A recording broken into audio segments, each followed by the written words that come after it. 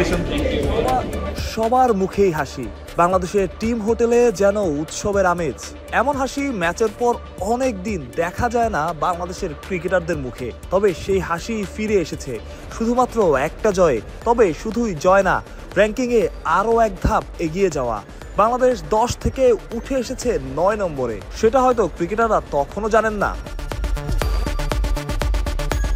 তবু এমন সময় এমন একটা জয়, যখন জয়ের জন্য সবাই চেয়েছিল তীর্থের কাকের মতো, বাংলাদেশ দল সেই জয়টাই ছিনিয়ে আনলো অবিশ্বাস্যভাবে। একটা সময় মনে হচ্ছিল ম্যাচ বের হয়ে যাবে, তবে সেটা হয়নি। যাই হোক, টিম হোটেলের গল্পেই ফিরি। প্রথমে আজ প্রেস কনফারেন্স শেষ করে টিম হোটেলে ফিরে এসেছে শ্রীলঙ্কা। বাংলাদেশ দল আসলো একটু সময় নিয়ে।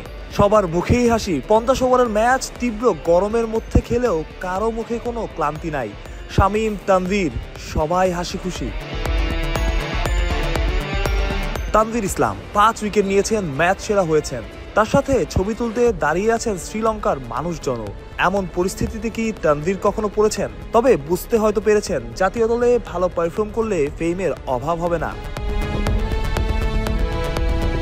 বাংলাদেশ দলের জন্য দারুণ একটা দিন। টিম হোটেলের এই ছবিগুলো সুন্দর। মেহেদী হাসান মিরাজের জন্য তো বটেই, বাংলাদেশের জন্য এমন হাসি থাকুক ক্যান্ডিতেও। আগামীকাল বিকেলে ক্যান্ডিতে যাওয়ার কথা বাংলাদেশের, তৃতীয় ওয়ানডে খেলতে। মিরাজের দল হয়তো চাইবে সেই ম্যাচটাও জিততে। কলম্বো থেকে মাহরুজ প্রত্যয়, বিডি ক্রিক টাইম।